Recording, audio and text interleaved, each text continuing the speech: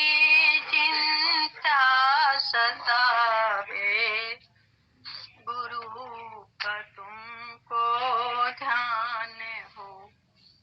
मिट रहे अज्ञान फल छिन में जो सच्चा ज्ञान हो। दुख में संकट में विपत्ति में सोच में चिंता में भी नाम का सुमिरन सदा हो। नाम का अनुमान हो। सोते उठते बैठते और खाते पीते जागते गुरु को अपने पास समझो। पर्चे का परिमाण हो। कौन सी आफत है जो टाले नहीं टलती कभी। नाम है हथियार जानो, तुम कहीं अनजान हो। राधा स्वामी की दया से जब शरण तुझको मिली, कुछ दिनों अभ्यास पीछे जीते जी निर्वाण हो। कुछ दिनों अभ्यास पीछे जीते जी निर्वाण हो।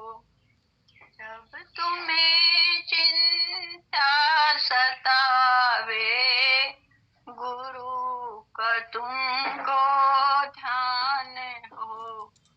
मिट रहे अज्ञान पल छिन में जो सच्चा ज्ञान हो। राधा। गुरुदेव जगत व्याप्तम ब्रह्मा विष्णु शिवात्मकम, गुरु परतरम नहीं किंचित, तस्मै श्री गुरुवे नमः। सर्वे भवन्तु सुखिनः, सर्वे सन्तु निरामयाः, सर्वे भद्राणि पश्यन्तु मा कश्चित् दुर्भाग् भवेत्। परम तत्वाधार परम पुरुष पूर्ण धनी मालिक कुल हजूर पुष्कर दयाल महाराज, सभी प्रिय आत्माओं, सभी सत्संगी भाइयों बहनों माताओं बुजुर्गों बच्चों सबको राधा।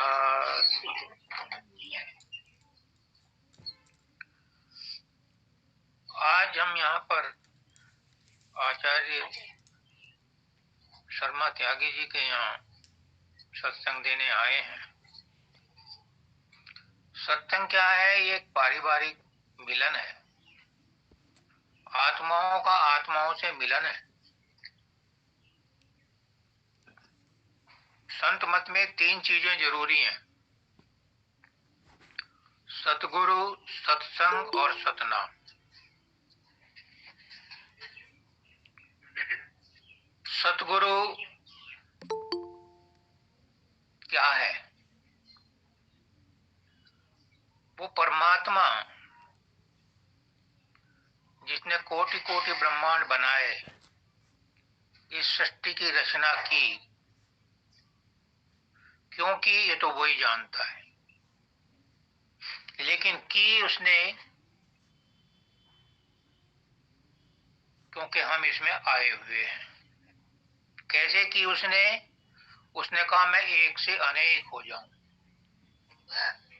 और अनेक रूपों में वो प्रकट हो गया।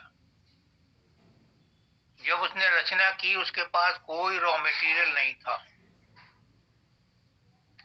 कोई फैक्ट्री नहीं थी, कहां से नमूने बनाता। तो उसने कहा मैं एक से अनेक हो जाऊं। तो पहले वो अव्यक्त रूप में था और एक से अनेक रूप में वो व्यक्त हो गया, मैनिफेस्ट हो गया। लेकिन अव्यक्त रूप में वो अभी भी वैसे ही अपनी जगह स्थिर है, क्योंकि उसकी खासियत ही ये है कि वो जहां है वहां पर भी वही है और जहां नहीं है वहां पर भी वही है। कहते हैं कि अगर इस सृष्टि में कोई जगह ऐसी हो जहां पर एटम ना हो, तो वहां पर कोई केमिकल रिएक्शन भी नहीं हो सकता। मतलब वो इस सृष्टि में सब जगह सब कुछ है, कोई भी जगह ऐसी नहीं है जहां पर वो नहीं है। और अपने आप में वो कूटस्थ है, अपने आप में वो केंद्र से केंद्रम है। लेकिन सारी सृष्टि में जहां कुछ नहीं है वहां भी वही है। अगर वहां नहीं है तो वहां पर कोई केमिकल रिएक्शन नहीं हो सकता, यानी वहां पर कोई रचना नहीं हो सकती, और ऐसी कोई जगह है ही नहीं। सब जगह वो व्याप्त है, कहीं प्रकट रूप में है, कहीं अप्रकट। तो वो परमात्मा जब उसने देखा कि मेरे जीव जिनकी मैंने रचना की थी इतने प्रेम से दुखी हैं, उन्हें बचाने के लिए, उन्हें समझाने के लिए वो आता है। पर कैसे आए? इतना बड़ा, जब वामन अवतार में आए थे विष्णु भगवान, तो 3 पग में उन्होंने आकाश, पाताल और मृत्यु लोक तीनों नाप लिए थे। और फिर पूछा कि बता तीसरा पग कहाँ रखूं? उसने कहा मेरे मस्तक पर रखो। मतलब जब वो विष्णु भगवान जो उनके भी नौकर हैं, उस परम पिता परमात्मा के 3 नौकर हैं उनके, ब्रह्मा विष्णु महेश, इन्हीं के द्वारा वो सृष्टि चलाता है। उन्हें पैदा करके 3 देवता बना दिए कि ये इनकी सृष्टि की रचना करेंगे, पालन पोषण करेंगे, डेंटिंग पेंटिंग करेंगे। जब उसको तीसरा पग रखने के लिए जगह नहीं मिली तो वो परमात्मा धरती पे कैसे आ जाएगा? उसने ऐसे, हमारा सब जो सोलर सिस्टम का हुआ है, सौर मंडल का सूर्य, ये सबसे छोटा सूर्य है। ऐसे हजारों लाखों सूर्य हैं। अगर हमारा ये सूर्य 1 किलोमीटर नीचे आ जाए तो पृथ्वी जल के राख हो जाएगी, हवा की तरह से उड़ जाएगी, माचिस की तरह से फूंक जाएगी। तो वो कैसे आ जाए यहाँ? पर वो आता है। वो मनुष्य रूप में आता है, संतों के रूप में आता है, और वही संत सदगुरु कहलाता है। इसलिए सदगुरु की महिमा है, क्योंकि है तो सबके अंदर वो परमात्मा, सबके, आप में से कोई भी खाली नहीं है परमात्मा से, कोई भी खाली नहीं है। सबके अंदर परमात्मा पूर्ण रूप से भरा हुआ है। क्यों? क्योंकि उसने कहा मैं एक से अनेक हो जाऊं। तो दूध को चाहे चम्मच में लो, चाहे लोटे में लो, चाहे बाल्टी में लो, दूध तो दूध ही है, गुण तो वही है। तो हमारे अंदर, सबके अंदर परमात्मा पूर्ण रूप से भरा हुआ है। लेकिन हमारे जो संसार की वासनाएं हैं, इच्छाएं हैं, काम है, क्रोध है, लोभ है, मोह है, इसमें वो छुप गया और हम अपने आप को भूल गए। इसने प्रश्न पूछा था कि तुम कौन हो? मैं कहा कि मैं 42 साल से ढूंढ रहा हूं, मैं कौन हूं मुझे पता ही नहीं चला। हम अपने आप को नहीं जानते, दूसरे के बारे में सब कुछ जानते हैं। वो अच्छी है, वो बुरी है, वो ऐसी है, वो कैसी चलती है, वो ऐसा कपड़े पहनती है, वो ऐसा करती है, वो ऐसा खाती है, उसके पास ये चीजें, वो चीजें, सबके बारे में सब कुछ जानते हैं। लेकिन अपने बारे में हम कितना जानते हैं ये नहीं हमें पता। कभी अपने आप से बात नहीं करते, दूसरों से बात करते रहेंगे, बड़ा अच्छा रहेगा। ये है, इनको बात करने के लिए कोई चाहिए, मैं चुप रहता हूं तो ये बेचारी परेशान है। लेकिन अपने आप से बात करने की कभी किसी को फुर्सत ही नहीं है। तो अपने आप को हम भूल गए, और जो अपने आप को भूल गए तो वो हमें याद दिलाने के लिए आता है, लेकिन हम उसकी बात पे विश्वास नहीं करते कि ये परमात्मा कैसे हो सकता है, ये तो हम जैसा ही है, हमारे जैसे कपड़े पहनता है, हमारे जैसा खाता पीता है, हमारे जैसे देखता है, हमारे जैसे नाक है इसकी, हमारे जैसा मुंह है, तो उस पर कोई विश्वास नहीं करता। कृष्ण भगवान कहते हैं गीता में कि जब मैं मनुष्य योनि में आता हूँ, मनुष्य रूप में आता हूँ, सब मेरी मजाक उड़ाते हैं, पकड़ लो इस ग्वाले को, दुर्योधन कहता है।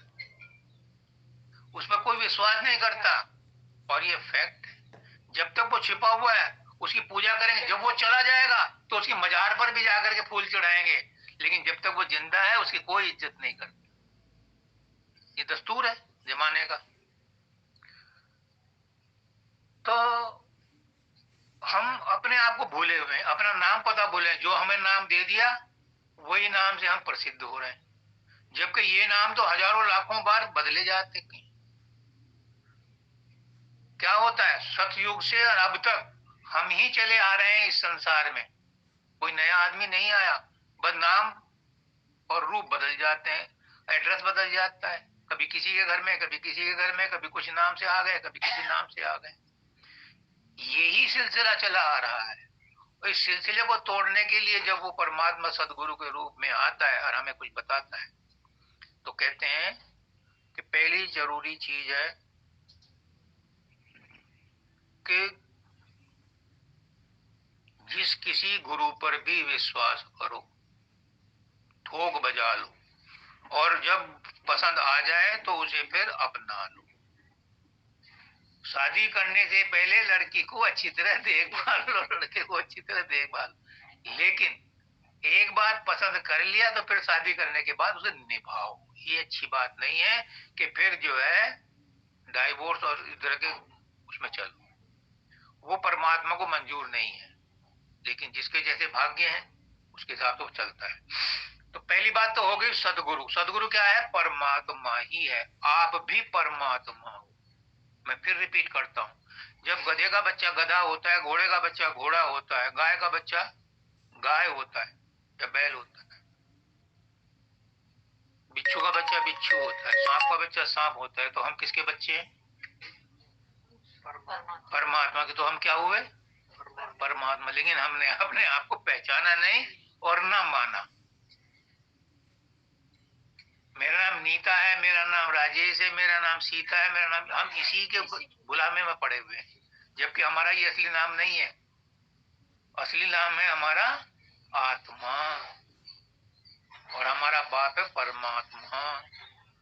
तो परमात्मा से ही आत्मा निकली है, ये हमारी सही पहचान।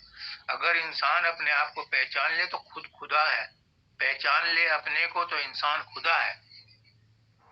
जाहिर में वो खाक है मगर खाक नहीं है, जलवों की खता क्या जो दिखलाई नहीं देते, खुद देखने वालों की नजर पाक नहीं। तो हमारी नजर में अगर हम अपनी कीमत जानते, अपना नाम सही पता जानते, तो हम अपने आप को आज कमजोर ना कहते, अपने आप को इंसान ना कहते। और अगर इंसान कहते हैं तो इंसान बनो। हम इंसान बन के दो पाए बने हुए हैं, जानवर से भी बदतर कर्म करते। जानवर तो फिर भी एक लिमिट में रहता है, इंसान की कोई लिमिट नहीं, किसी भी हद तक गिर सकता है। क्यों? क्योंकि उसने इंसान पना ही खो दिया है। बाबा फकीर ने बहुत सारी जिंदगी मनुष्य बनो मनुष्य बनो मनुष्य बनो का ही नारा लगाया कि इंसान तो इंसान बन, ना हिंदू बन ना मुसलमान बन, तो इंसान बन। और इंसान कौन होता है, जो दूसरे को अपने जैसा समझता है। कबीरदास जी कहते हैं,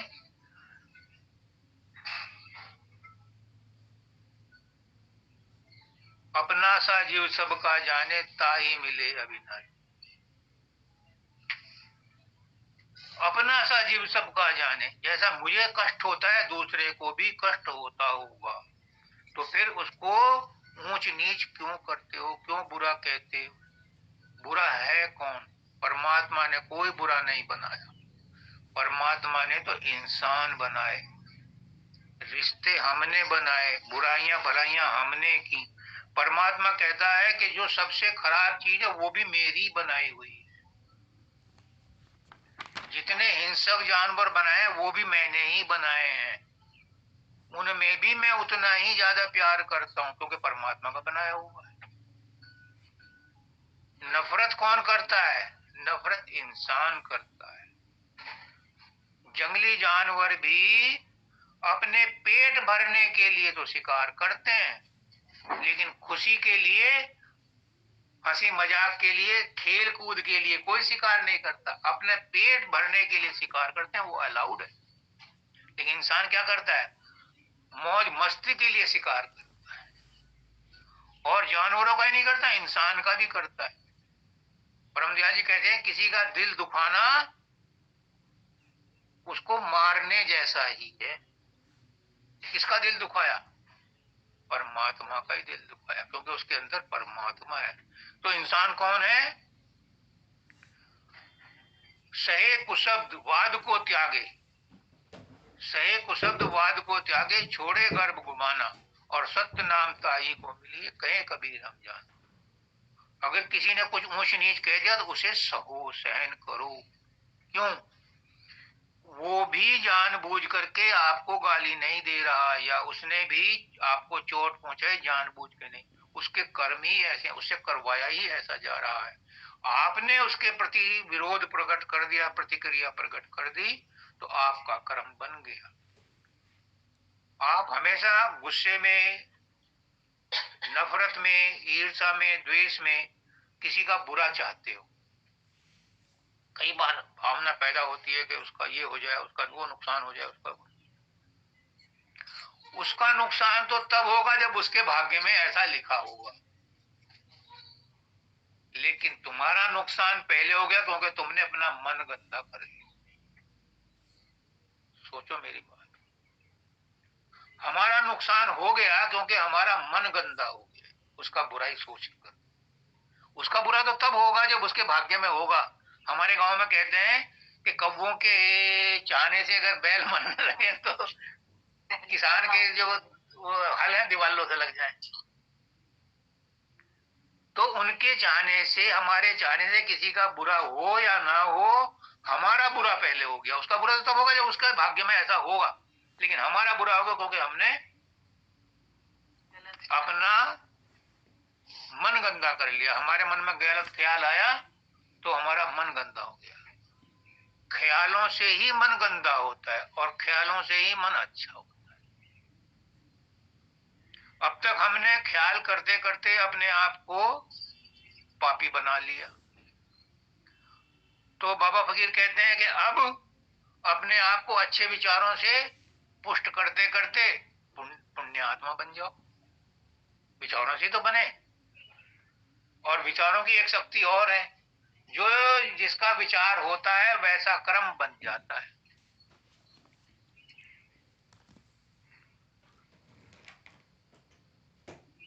आपने कहा या सोचा, एक पहले अटल बिहारी वाजपेयी के कैबिनेट में एक सूचना मंत्री थे प्रमोद महाजन, बहुत अच्छा इंसान था। उसके भाई के दिमाग में पता नहीं कहां से खुंदक आई कि आज उसे मारूंगा, और वो आया और उसे मार दिया। विचार स्थूल रूप में परिवर्तित हो जाता है अगर उस पर रोक ना लगाई जाए। विचारों से ही हम अच्छे बनते हैं, विचारों से ही बुरे बनते हैं। उसके मन में विचार आया और वो आया और बिना बात के मार दिया। क्या हुआ? अपने आप भी जेल में गया।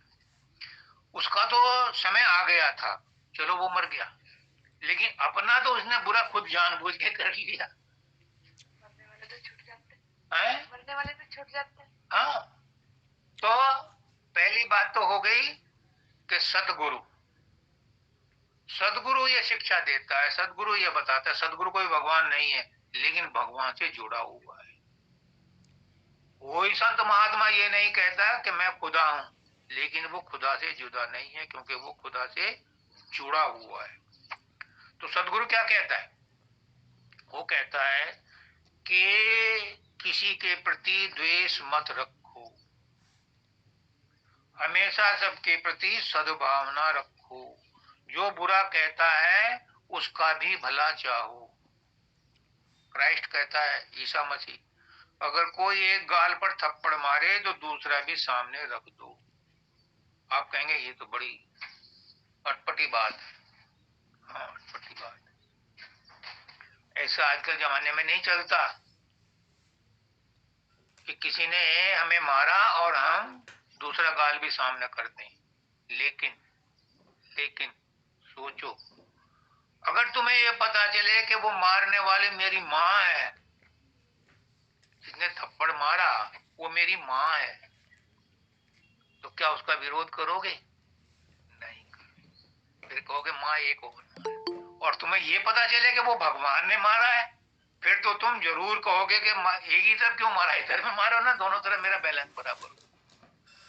इसलिए कहा था ईसा मसीह ने कि अगर कोई एक गाल पर थप्पड़ मारे तो दूसरा सामने कर दो। क्यों? उसके अंदर तुम देखोगे परमात्मा है।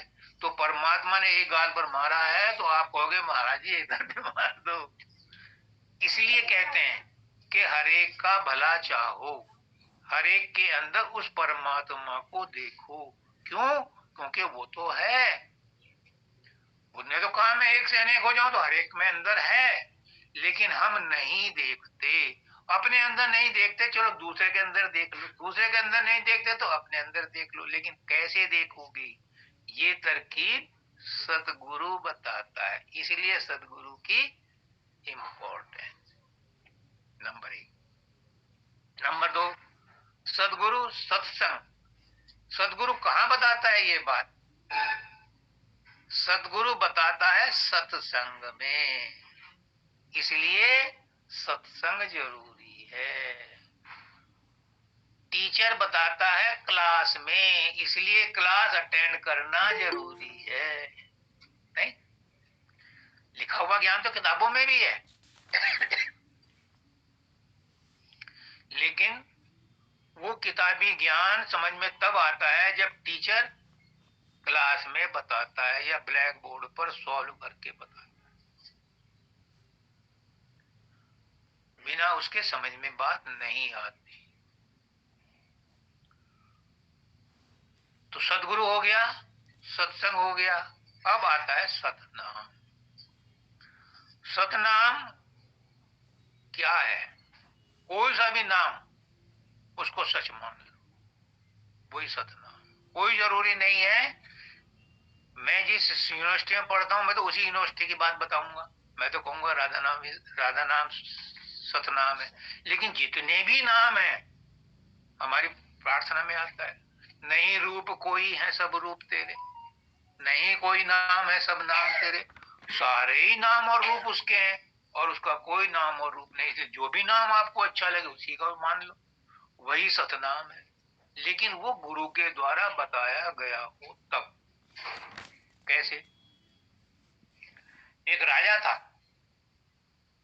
वो एक गुरु के पास गया, महात्मा के पास गया। शाम का टाइम हो गया, राजा को भी नहीं जाना चाहिए था। खैर राजा तो राजा था, गया, मुझे कौन रोक सकता। उसने कहा बाबा मुझे नाम दाम दे दो, मैंने सुना है आप बहुत नामी आदमी हो।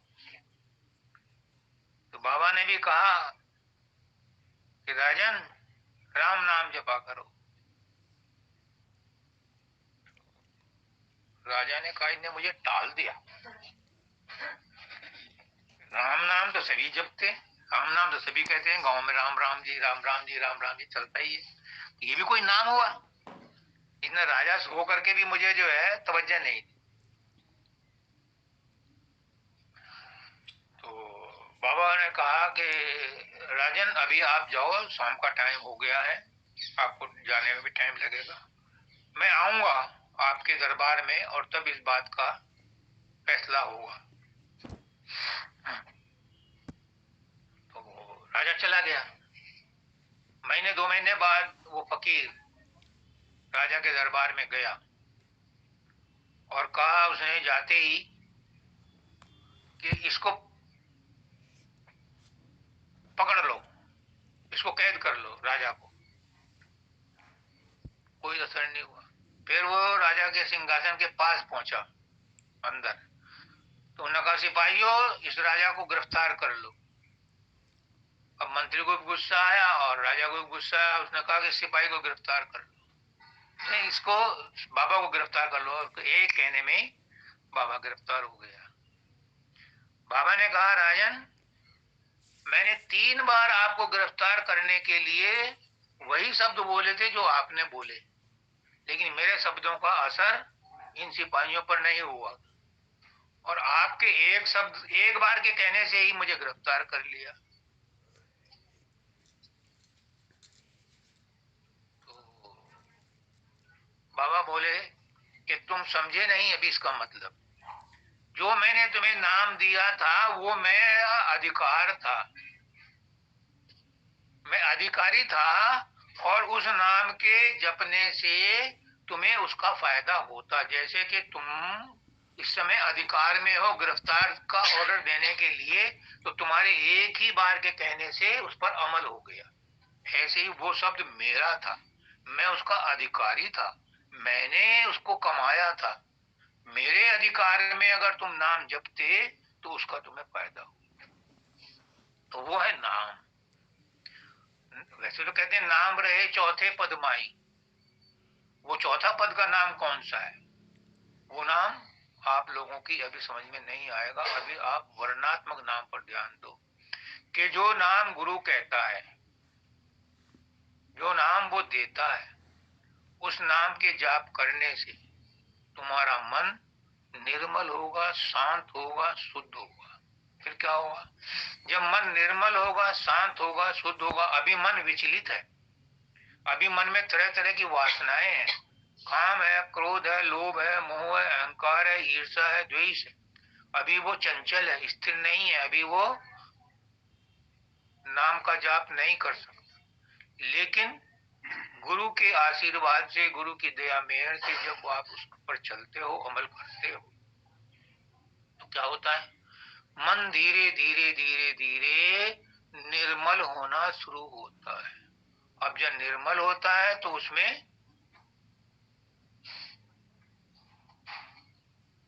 एक नाली में पानी बहा जा रहा है, आपने उसके ऊपर मिट्टी डाल दी, उसका बहाव रोक दिया।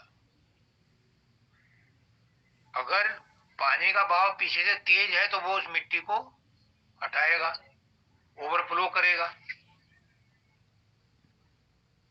अगर उसमें से आपने नाली नहीं दूसरी निकाली अपने खेतों में ले जाने के लिए, तो वो वेस्ट हो जाएगी। इसी तरह से जब गुरु के बताए हुए रास्ते पर चलते हैं, मन निर्मल होना शुरू होता है, तो आपकी इच्छा शक्ति बलवती होती जाती है, बलवान होती जाती है, उसमें एनर्जी कंजर्व हो जाती है। उस एनर्जी को सही ढंग से अगर हमने दूसरे चैनल से ना लगाया तो वो नुकसान देती है। इसलिए बाबा फकीर कहते थे कि परमात्मा गंजे को नखून नहीं देता, वो अपने सिर खुजा करके ललुहान कर लेगा। यानी जिसमें बुरी भावनाएं होती हैं, गुरु उसको नाम जपने को नहीं देता, उसे सेवा देता है ताकि उसकी एनर्जी वहां निकले। नाम नहीं देता उनको, क्योंकि नाम जपने से उसकी पावर बढ़ेगी और पावर बढ़ेगी तो वो उसका दोष, उसका जो अवगुण है वो और बढ़ जाएगा। तो गुरु इस बात को जानता है कि किसको क्या कैसे करवाना है। तो वो है नाम। उसको जपने से क्या होगा कि अंदर में जो आपकी ऊर्जा बिखरी हुई है वो एक जगह इकट्ठी होगी, इकट्ठी होगी तो फिर उसमें पावर बढ़ेगी, पावर बढ़ेगी तो वो ऊपर चढ़ेगी, ऊपर चढ़ेगी तो वो अपने मूल स्थान में जाकर पहुंचेगी जहां से वो निकली थी। और उसी को कहते हैं आत्मा और परमात्मा का मिलन। यानी इस शरीर में रहते ही आत्मा और परमात्मा का मिलन होता है। आत्मा और परमात्मा का मिलन इस शरीर में ही होता है। क्यों? क्योंकि आत्मा बिना शरीर के कुछ नहीं कर सकती। आत्मा को कुछ करने के लिए जरूरत नहीं। लेकिन जो इच्छाएं, आशाएं, वासनाएं, तृष्णाएं हमारे मन में भरी हैं, इन्हें पूरी करने के लिए एक अदद शरीर चाहिए। और शरीर चाहिए तो शरीर बिना मन के नहीं चलेगा, और मन में अपनी शक्ति है नहीं। मन में शक्ति आती है आत्मा से, चाहे वो सूरज की रोशनी से, सोलर सिस्टम से ले, और चाहे वो भागड़ा नंगर डैम के इलेक्ट्रिसिटी से ले, उसे ऊर्जा चाहिए मन को। जब मन को ऊर्जा मिल जाती है तब उसकी इच्छाएं पूरी होती हैं। तो गुरु क्या कहता है? गुरु कहता है कि इन इच्छाओं को पूरा कर लो।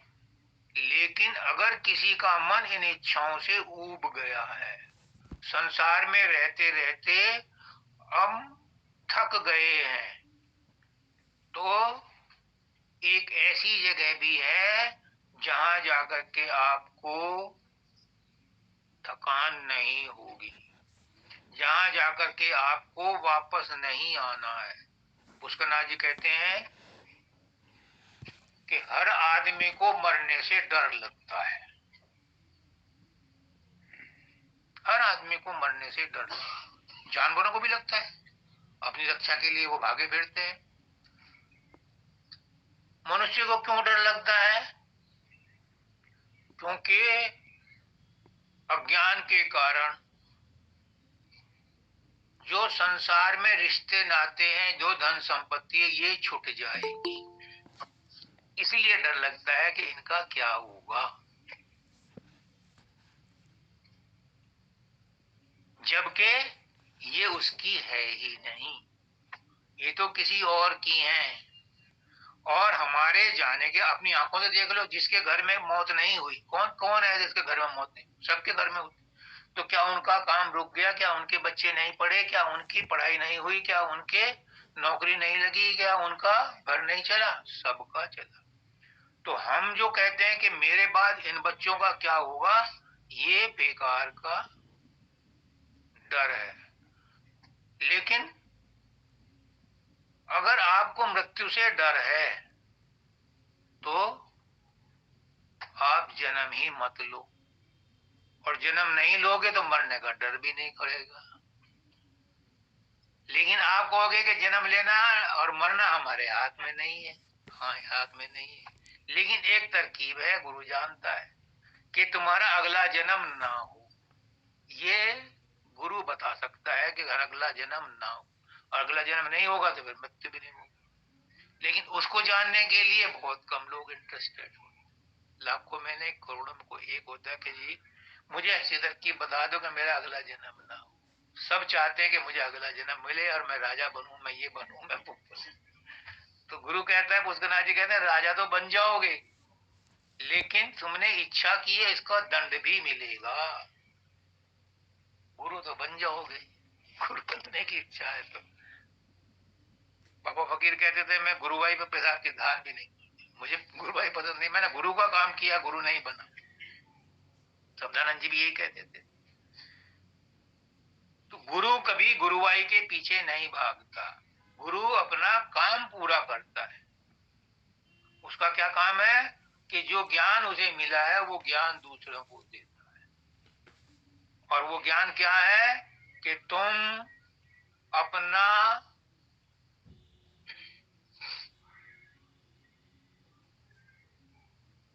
अपने आप को पहचान लो। तुम अपने आप को पहचान लो कि तुम कौन हो। जब तुम्हें अपने आप का पता चल जाएगा कि तुम कौन हो, तो तुम्हें ये पता चल जाएगा संसार क्या है, संसार की असलियत का पता चल जाएगा। मैं संसार की असलियत बताऊं, समझ में नहीं आएगी। संसार बुरा नहीं है, संसार परमात्मा ने ही बनाया है, और बड़े प्रेम से बनाया है।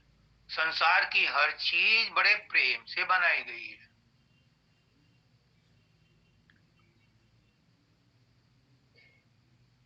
संसार में कुछ भी बुरा नहीं है, लेकिन हमें हर चीज में बुराई नजर आती है, हर आदमी में बुराई नजर आती है, क्योंकि हम अपने आप में सच्चे नहीं, अपने आप को ही नहीं पहचाना। तो हमें संसार का पता नहीं चलता और परमात्मा का पता भी नहीं चलता। लेकिन आत्मा का पता चलते ही परमात्मा का भी पता चल जाता है कि परमात्मा क्या है। अब आप अपना शब्द पढ़ो। जब तुम्हें चिंता सतावे गुरु का तुमको ध्यान हो।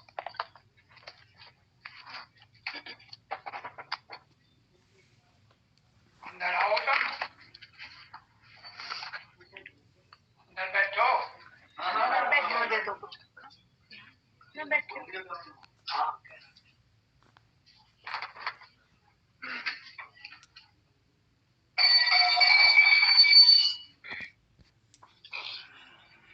राधा स्वामी, राधा जब तुम्हें चिंता सतावे गुरु का तुमको ध्यान हो।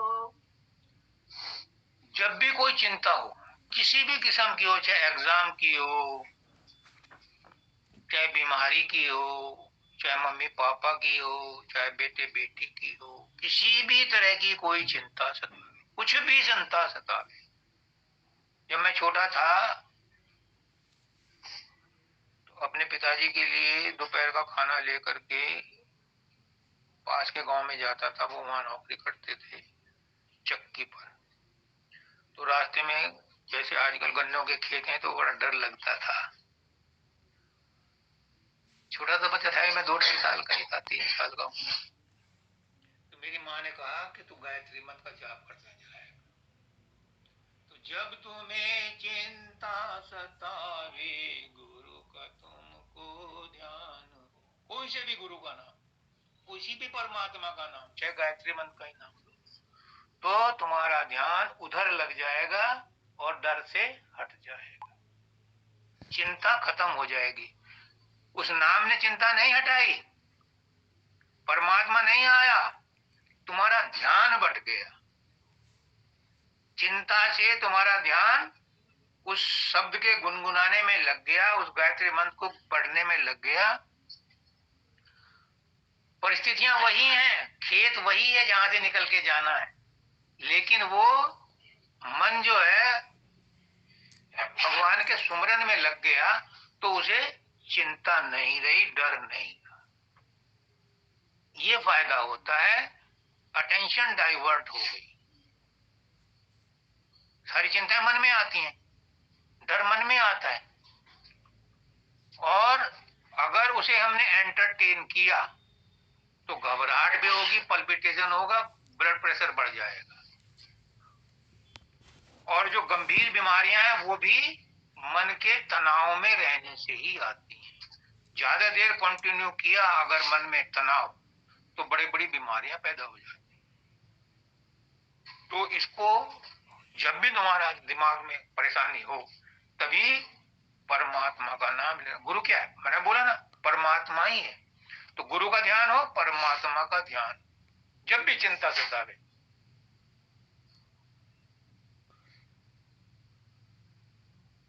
इसका एरोप्लेन काठमांडू से चला, बनारस में, उसमें गाजीपुर में बदलना था दूसरा। जब ये गाजीपुर के उसे एयरपोर्ट पर खड़ी थी, बंदर आ गए और छीन लिया इसके हाथ में से। इसको गुरु का ध्यान था, ये परमात्मा का ध्यान। इसको काटा फाटा जो कुछ भी हुआ, उन्होंने इंजेक्शन वगैरह लगाए 2-4 बार, वो हो गया, वो ठीक हो गया। ये नहीं घबराई, इसके जो साथ में और फ्रेंड थे वो घबराए, एयरपोर्ट का स्टाफ घबराया कि ऐसा कैसे हो गया।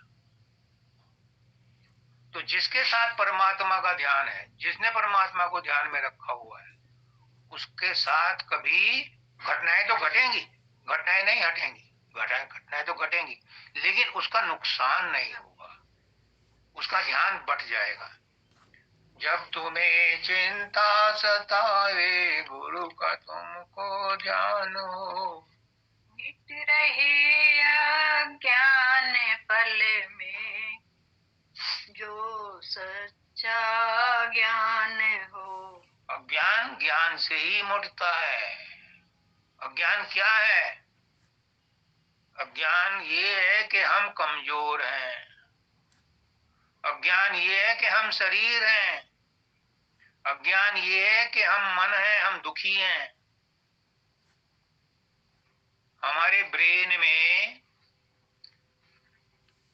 हमारे मन में, हमारा जो ब्रेन है, दिमाग है, यही एक इंस्ट्रूमेंट है जो हमें दुख तकलीफ का अनुभव कराता है।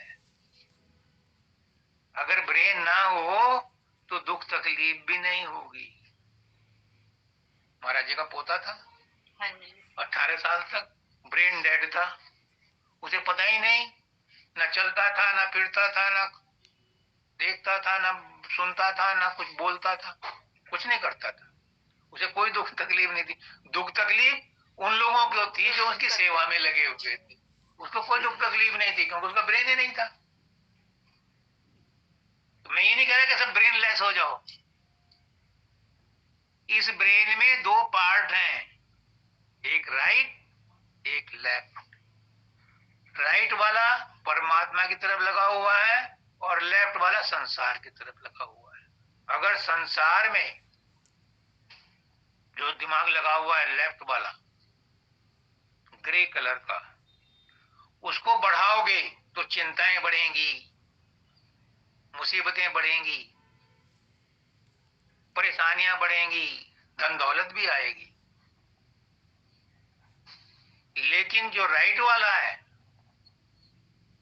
उसमें भावनाएं हैं, तरंगे हैं, परमात्मा का इशारा है। तो गुरु क्या कहता है? गुरु कहता है साइकिल पर दोनों पैरों को बराबर बैलेंस करके चलो। घोड़े पर बैठो तो दोनों रकाबों में बराबर जोर दे करके बैठो, एक तरफ मत झुको। एक तरफ झुकोगे तो दूसरा इम्बैलेंस हो जाएगा। यानी संसार भी बनाओ और परमार्थ भी साथ साथ चलाओ।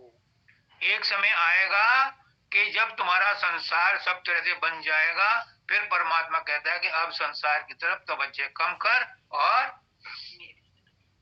परमात्मा की तरफ बढ़। इनके सारे काम पूरे होगा, भी परमात्मा की तरफ बढ़े तो पॉजिटिव साइन है।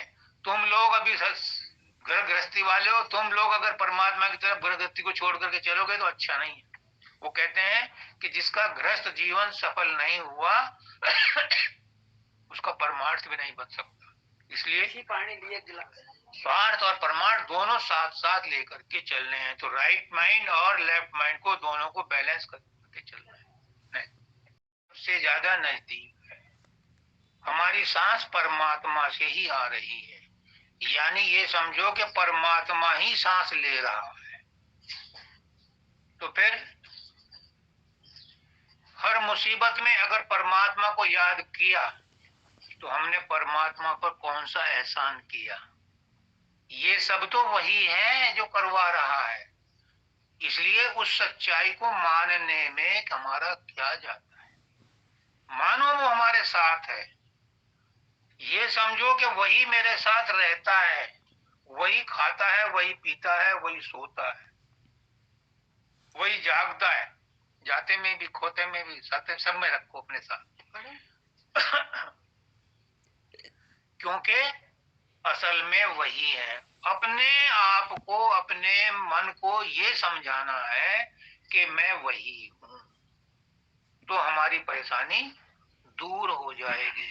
अगर परमात्मा को दूर रखा, उसका नाथ जी कहते थे तुम यहां पर हो, ये परमात्मा है और ये संसार है। अगर तुम संसार की तरफ गए, परेशानियों की तरफ गए तो गुरु से दूर हो गए, परमात्मा से दूर हो। अगर तुम बीच में हो और परमात्मा को तुमने साथ ले लिया तो परेशानियां तो अपने आप दूर हो जाएंगी। वो कहते थे कि इस गिलास में पानी है और इसमें मुझे हवा भरनी है।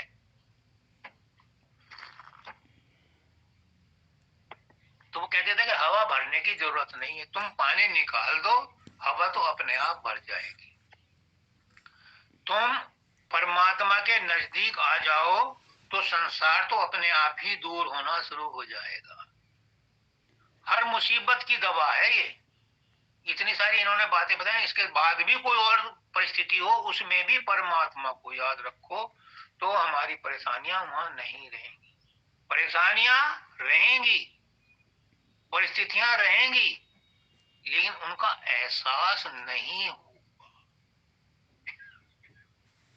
किसी ने प्रश्न किया, क्या संत मत में आने से मेरी बीमारी दूर हो जाएगी? क्या संत मत में आने से मेरे घर का खर्च चल जाएगा? क्या संत मत में आने से मेरे बच्चे पास हो जाएंगे? ऐसा कोई मैजिक बैंड नहीं है। लेकिन जिस मन से तुम परेशान हो, उस मन में वो परिस्थितियां नहीं आएंगी, वो दुख नहीं रहेगा, वो सोच बदल जाएगी। गुरु अपनी जेब से निकाल के कुछ नहीं देता, गुरु सिर्फ तुम्हारी सोच बदलता है। परिस्थितियां वैसी ही रहेंगी, लेकिन सोच बदल जाएगी। तुम उसको बुरा नहीं कहोगे। उन परिस्थितियों में तुम अपने आप को दुखी नहीं महसूस करोगे। परिस्थितियां तो होंगी, लेकिन दुखी नहीं होगी। उन परिस्थितियों को तुम ये सोचोगे, ऐसा तो होता ही रहता है। उन परिस्थितियों में तुम परेशान नहीं होगे। परेशानियां तो होंगी, लेकिन तुम परेशान नहीं होगे, मन परेशान नहीं होगा। और मन के परेशानी न होने से ही हम सुखी हैं। अगर मन में दुख नहीं है तो हम दुखी नहीं हैं। हमारे शरीर में चोट लगती है तो दुखी कौन होता है? पैर तो दुखी नहीं है, पैर में तो कुछ भी जान नहीं है। मन दुखी होता है। और वो कैसे होता है? ये जो नर्व्स हैं सारे शरीर की, ये दिमाग तक जाती हैं, मन तक जाती हैं, ये उसको सूचना देती हैं।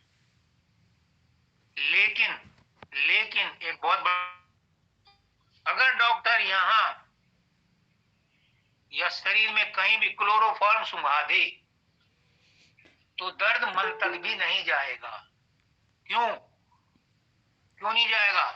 क्योंकि जो हमारी आत्मा की फीलिंग थी, वो उसमें के बीच में रुकावट आ गई, क्लोरोफॉर्म ने उसका रास्ता बंद कर दिया।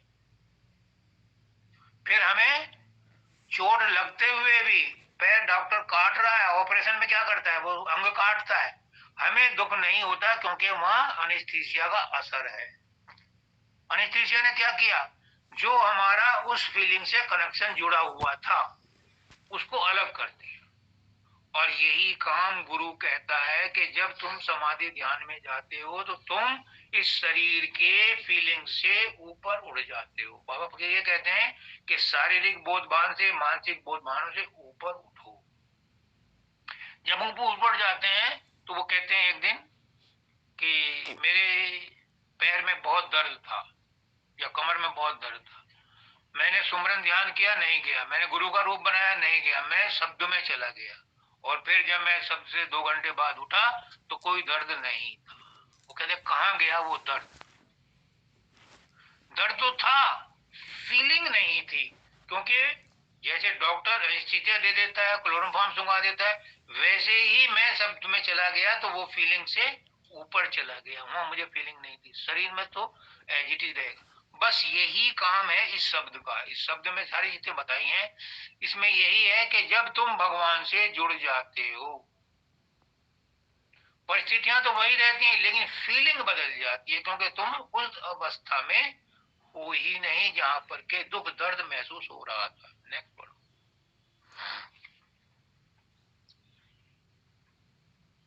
गुरु को अपने पास समझो, परिचय का परेमान हो।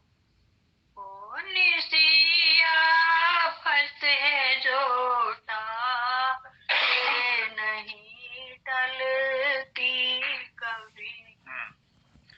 कौन सी आफत है जो टाले नहीं टलती? ये आफत कहां से आई? इस संसार में रह करके आई, संसार के अंदर ही थी, तभी तो हमारे पास आई। कि आसमान से आई? वो भी संसार ही है। चाहे आग लगने से आई, वो भी संसार की है। चाहे बाढ़ आ गई तो भी वो संसार की है। तो आई सब संसार में, क्योंकि हमारा मन संसार का बना हुआ है। तो ये सारी आफतें आती हैं इस संसार के बारे में सोचने से, इस संसार में रहने से। अब तुम कहोगे कि संसार में ना रहे तो कहां रहे? संसार में रहो, लेकिन संसारी बन के मत रहो। संसार में रहो, संसारी बन के मत रहो। यानी कैसे रहो?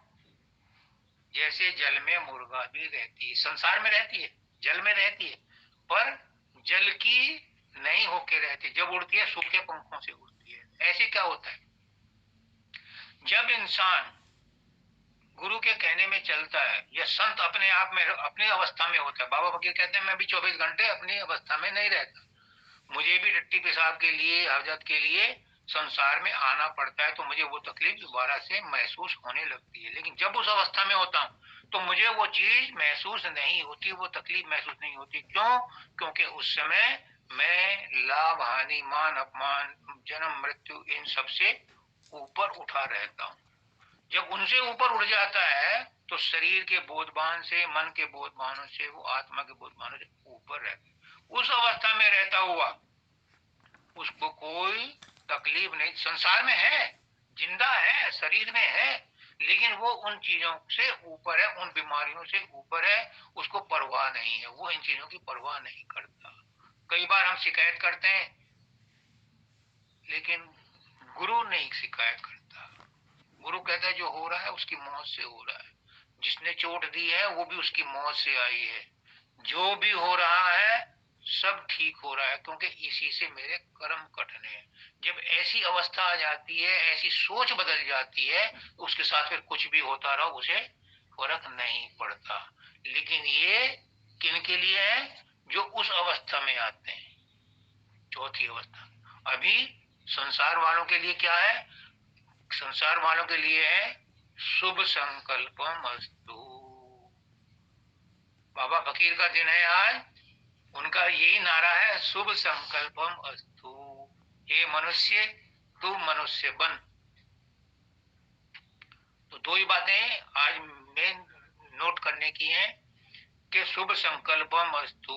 हे गृहस्थियों, तुम्हें सुमरन ध्यान करने की, समाधि ध्यान लगाने की जरूरत नहीं है। तुम अपने घर में सुख शांति से रहो, बच्चों को अच्छे ख्याल दो, बच्चों को खूब पढ़ाओ लिखाओ, उन्हें पैरों पर खड़ा करो। अपने घर गृहस्थी में कुड़ो मत, प्रेम से रहो। अगर प्रेम से नहीं रह सकते तो प्रेम से अलग होकर के रहो, लेकिन घर में किनेदारी अच्छी नहीं है, घर में ओल्ड वार अच्छी नहीं है।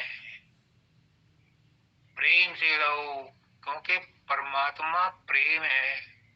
Love is God, God is love. प्रेम ही परमात्मा है और परमात्मा ही प्रेम है। प्रेम से रहो।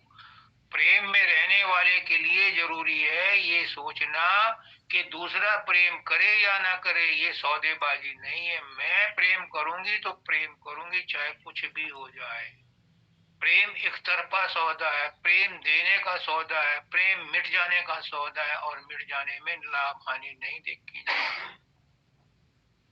प्रेम अपने प्रियतम को खुश करने का सौदा है। मेरा प्रियतम कैसे खुश होता है ये मुझे नहीं पता, इसलिए मैं तो कहते हैं सूरत कलाली हुई मतवाली, मदिरा पी गई बिन तोले। अपना प्रेम इतना बढ़ाओ, इतना बढ़ाओ कि जिसको कोई प्रेम ना करता उससे भी प्रेम करो। अब देखो मंगल से कितना प्रेम करते हैं, कौन करता है उससे? लेकिन ये करते हैं क्योंकि इनका प्रेम अपार है।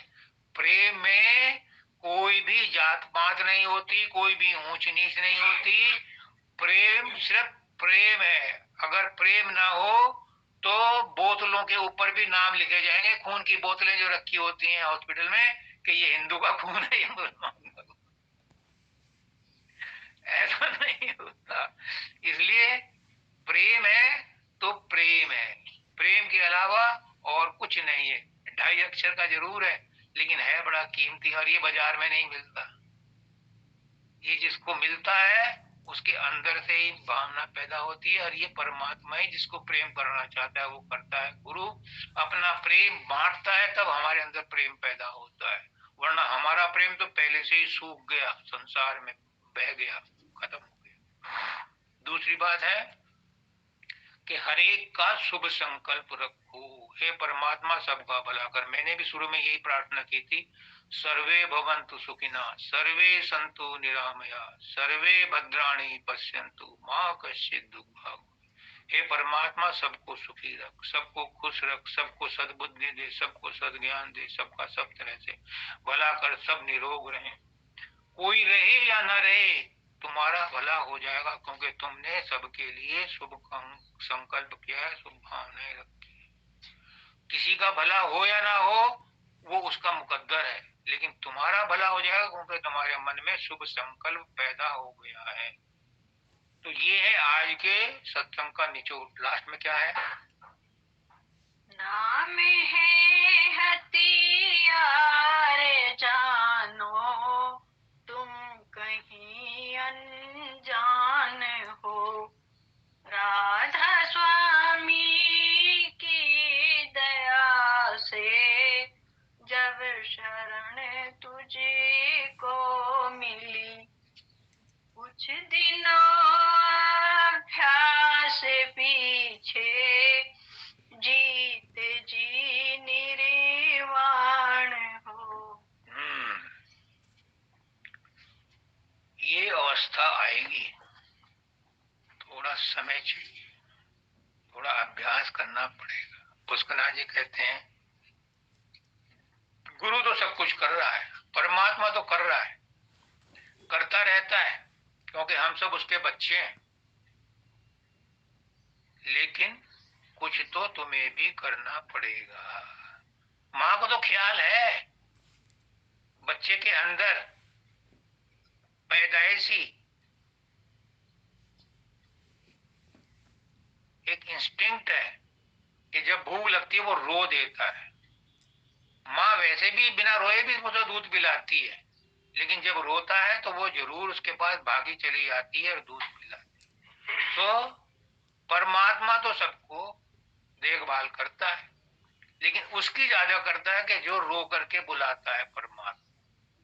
पुष्करनाथ जी कहते हैं संसार के लिए तो तुम बहुत आंसू बहाते हो, सब गटर में जाते हैं, परमात्मा के लिए 2 आंसू बहाएगा, परमात्मा उसका तुरंत फल देगा। द्रौपदी सबसे रिक्वेस्ट कर रही है हाथ जोड़ के, भीष्म पितामह से भी, इससे भी, सबसे कहती है, कोई मदद नहीं करता। और जब वो कृष्ण को पुकारती है तो कृष्ण फौरन आ जाता। तो पुकारो, दर्द दिल से पुकारो, वो आता है, वो सुनता है। कौन कहता है भगवान आते नहीं? हम प्रेम से उन्हें बुलाते नहीं।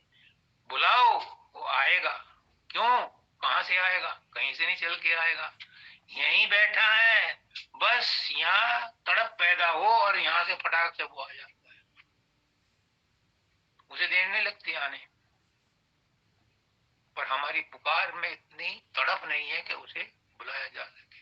तड़प पैदा करो। टाइम हो गया है, आज का सत्संग यहीं समाप्त करते हैं। सबको राधा